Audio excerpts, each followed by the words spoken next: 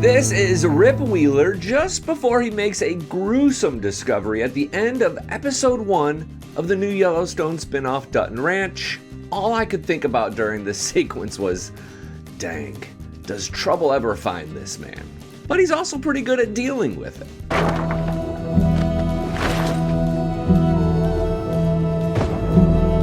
We'll get there. This new show didn't just feel like early season Yellowstone. There were some very specific call-outs to season 1 of Yellowstone, and you know what? Let's just start right there. Subscribers know we don't like to fool around with a long, boring preamble. We see Beth showing kindness to a horse and compare that to the very first scene of Yellowstone. Of course, those two scenes ended very differently. It's not fair, this life. Best I can offer you is peace. But we're barely 30 minutes into episode 1, and Beth was fixing to show mercy to her horse herself. God damn it. Enter Dr. Everett McKinney, who saves the day and the horse. And y'all, if writer Chad Feehan makes a habit of recreating Yellowstone scenes throughout season 1 of Dutton Ranch, I'm not gonna be mad about it. Did you see any more callbacks or parallels? Let me know in the comments section below. I'd also like to know your episode 1 and episode 2 grade. I'm going with B+. Strong, but room for improvement. This video is going to quickly summarize episodes 1 and 2 of Dutton Ranch with pit stops for critical details, references, and quotes. During next Tuesday's episode of the Dutton Rules podcast, we'll have far more time to unwrap the big onion, but there are certain things we need to talk about here, like why Carter could be in big trouble, the truth about Everett's military background, Oreana's confrontation with her grandmother, and why Rip threw a body down a mine shaft at the end of episode 2. But let's start with why Rip and Beth moved to Texas in the first place. Long story short, lightning caused a fire that tore through their ranch in Dillon, Montana, and it was just cheaper to move than to try to rebuild. It was especially tragic because Rip and Beth had found peace, and it looked pretty good on them. Did you ever imagine that we could have this? No, not in this lifetime. The first 12 minutes of episode 1 were dedicated to the backstory. Who else saw the knife that Beth grabs as she and Carter are racing to gather some important things before they split? If you know, you know. Comment below. Why South Texas? Well, I've called everyone I know. And? Walker told me about an opportunity in Texas. Could Walker return in some kind of way? Very possible, but I'm a little bit worried about this show getting the full band back together. The first 2 episodes were filled with Yellowstone callbacks. Some similarities are fine, but repeated characters might start to feel a little bit cheap. 6 months after the fire, everyone is in Texas and they're figuring it out with no drama. Welcome to Texas, honey. But then, all at once, the Duttons start to cross paths with the owners of the 10 Petal Ranch owned by Beulah Jackson. Her son, Rob Will, has just killed Wes, the ranch foreman, and he's high as a kite when he encounters Rip and Rip's foreman, Azul, at a gas station. Do I look like a some bitch? Hey, he's a warning. Dang, that felt pretty good. Soon after that, Beth and Beulah meet, and Beulah tries to run a scam on Beth, who is way too smart for that. Well, darling, I guess you'll just have to slaughter your steers elsewhere. Maybe I'll carve them myself.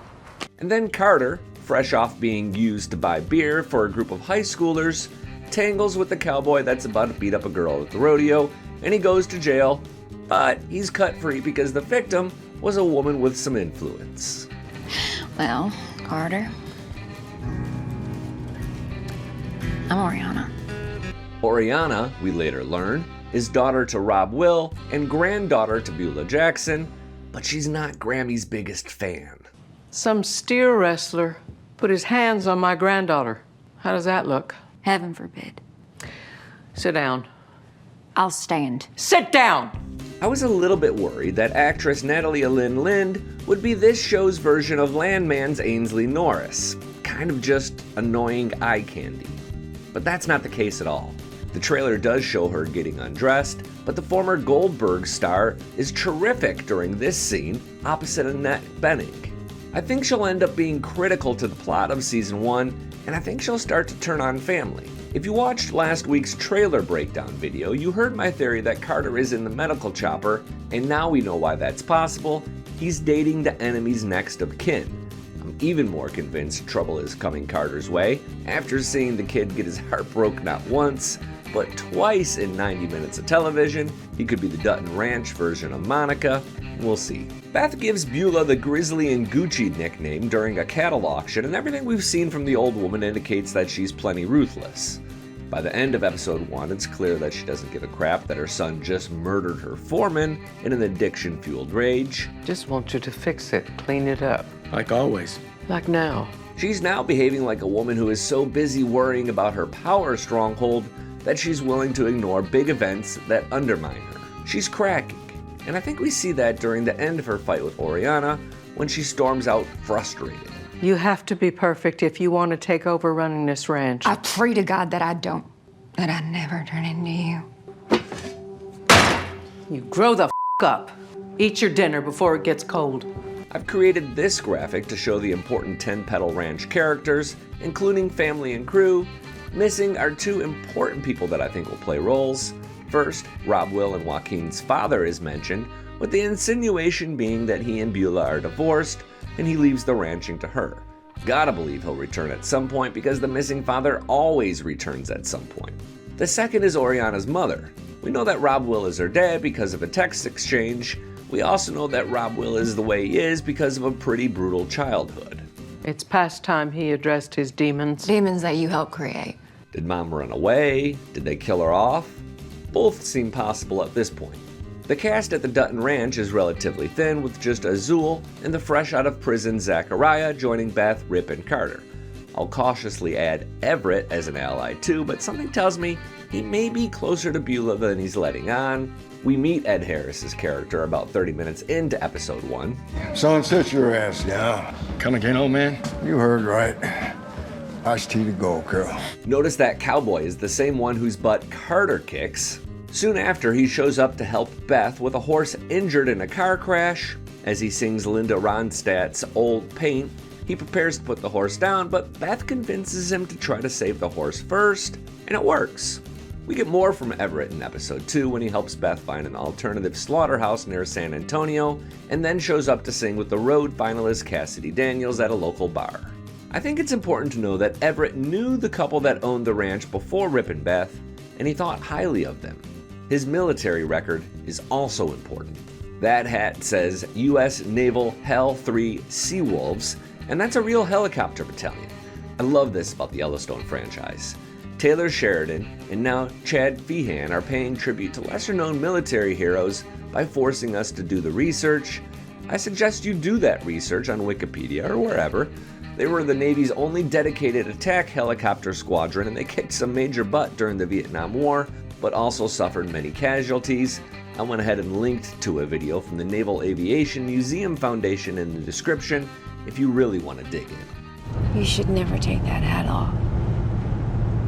Only at the dinner table. The last 15 minutes of episode 2 are really important. That's when the Oreana-Beulah fight happens, and for some reason her family drama caused her to pull away from Carter, thus confusing the poor kid and leading us to a lesson in women as taught by Professor Rip Wheeler. Well, you don't do anything, you don't say anything, you just listen. She says something nice to you, you listen. She says something mean to you, you listen. And if you don't know what the she's talking about, you listen. Hopefully that kid has someone else in his life to talk to. Later, we see the dead foreman's wife packing up to leave after she filed a police report accusing the 10-petal ranch of a cover-up. The strangest thing was watching Rip play ally to Beulah by throwing Wes's body into that old mine shaft. Earlier, he discovered the body on his property and, unbeknownst to Rob Will, dug it up. What? Well, he was right there! He kept the body in a freezer for a day, and then at 3 a.m. the next night, he destroys the evidence. But why? Why wouldn't Rip just call the cops like any normal American citizen? Let's remember a few things about Rip.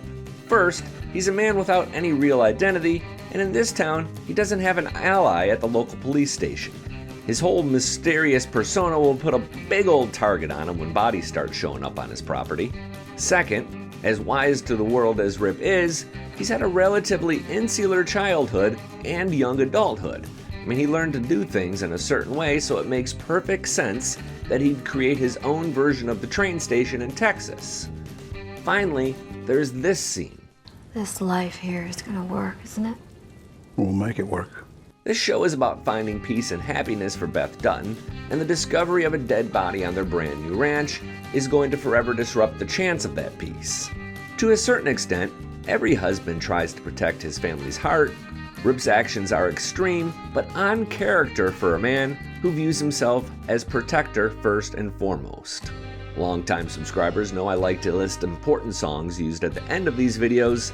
This week we had Ed Harris singing Old Paint, and at the end of episode 1, Charles Wesley Godwin's Willing and Able. Episode 2 provided Cassidy Daniels singing her new song, Heart-Shaped Necklace. I'm Billy Dukes for Taste of Country. Thanks for watching, and thanks for subscribing.